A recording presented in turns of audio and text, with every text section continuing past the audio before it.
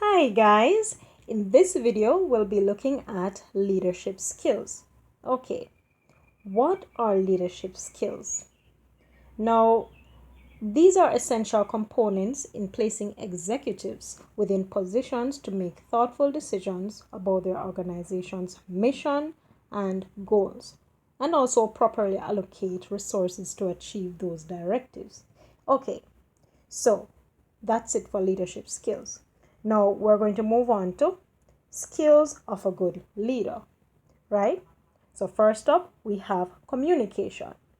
Now, communication, what is that? Now, effective communication with a range of people is a fundamental skill for leaders, right? I guess we all know that. Now, a leader needs to be able to give clear and concise instructions, communicate ideas and aspirations to group members, discuss behavior that has not conformed to rules and regulations, speak to large groups, communicate with each other or with other groups and organizations. And as you know, an important part of effective communication is listening, right? Most persons don't listen, so it's very important of effective communication, right? Listening, and also and leader must be able to listen to group members as well as group members listen to the leader, right? Now, members who feel that their ideas and opinions are misunderstood or ignored will be less inclined to stay with the group. Okay, so that's communication. Moving on to delegation. Okay, now what is delegation? Delegating a task means giving another person the duty and the authority to carry it out, right? Now, learning to delegate is an important skill for leaders for a number of reasons. Now, in some cases, it is essential since one person can rarely manage to do everything that needs to be done, right? So recognizing that this fact is not easy, that it is not easy for some people, as well as being happy to delegate, a leader must also be able to choose the best individual to carry out a particular task, right? Now, there are two major effects of sound delegation. Firstly, the leader is relieved of some of his or her existing tasks, which allows more time to be spent on remaining tasks or on the exploration of new areas and ideas, right?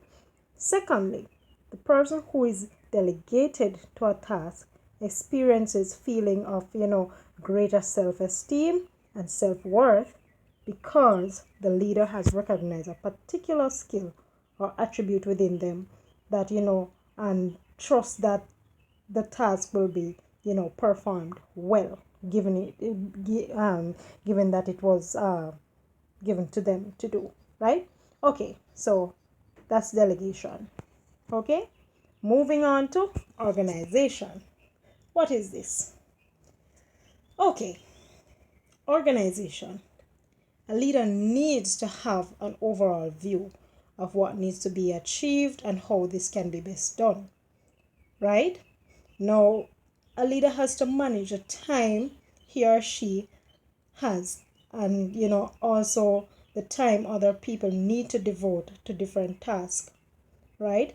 The leader will also have to organize the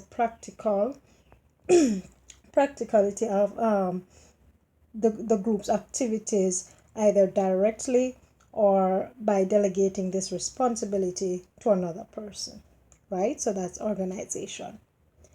Okay, so moving on. Attributes of a good leader.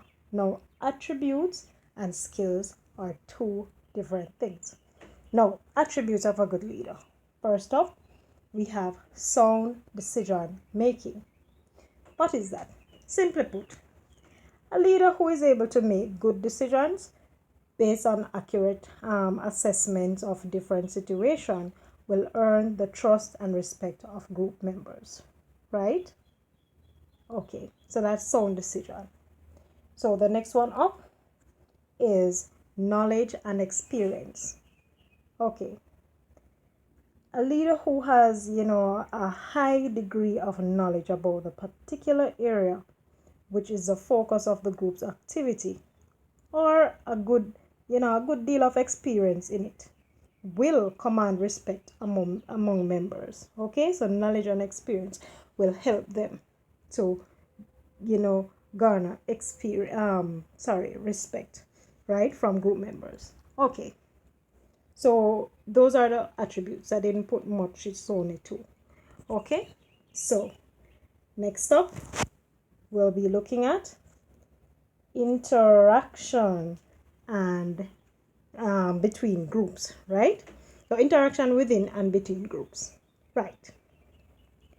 So first up, before I go into it, I'm going to explain it to you a little.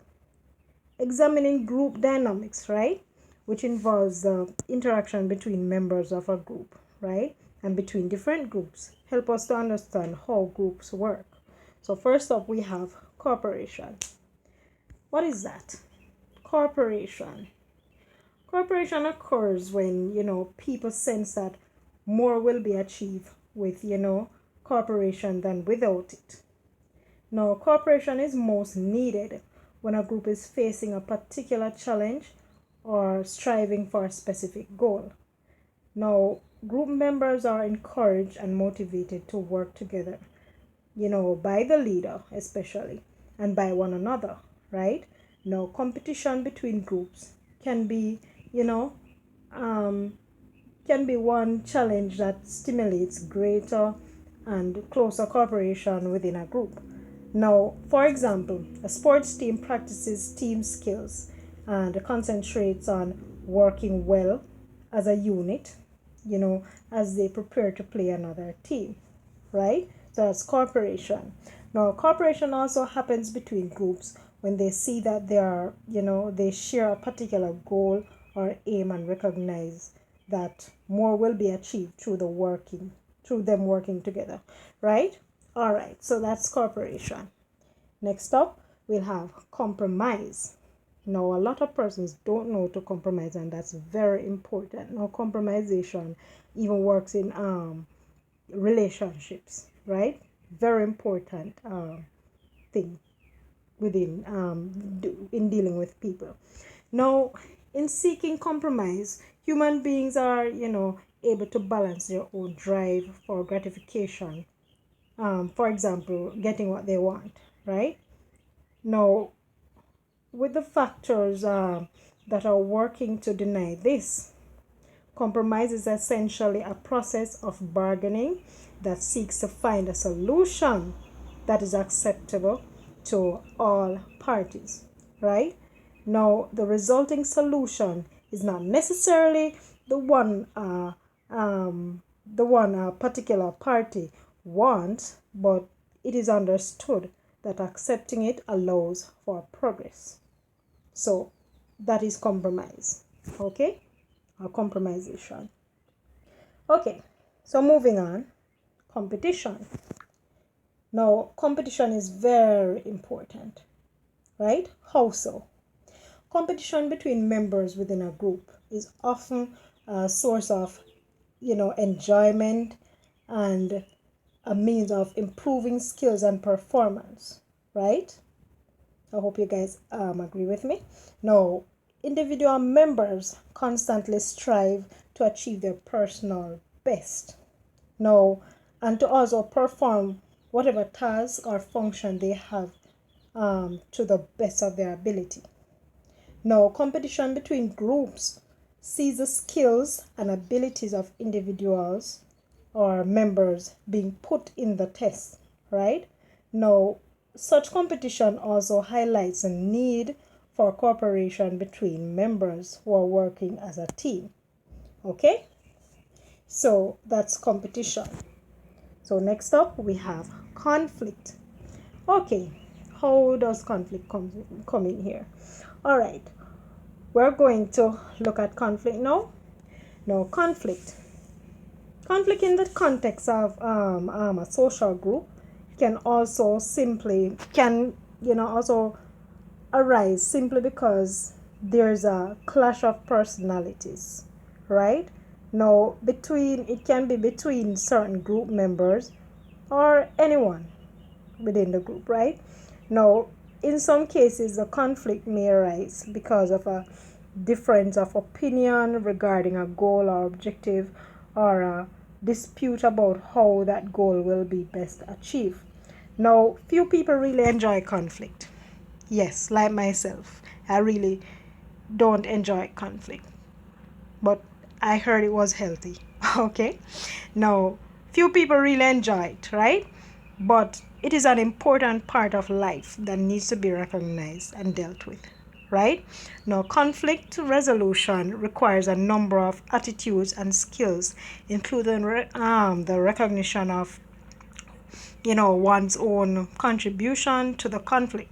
Now, the cultivation of a tolerant and constructive approach, and a personal commitment to relationship building. Okay? So, that's conflict. Okay, guys, that's it for now. Uh, Next up, we'll be looking at cultural diversity. Okay? Now, I must say thanks for persons who have subscribed to me. And if you like this video and it was helpful to you, you can like. You can also comment and let me know what you think about the video. And you can also watch my previous videos to see if it can help you to understand this video. Okay? Now, for those who haven't yet subscribed, I'm urging you, since you've watched this video, to subscribe so you can know when I release a new video. Okay, guys? Thanks much. Bye.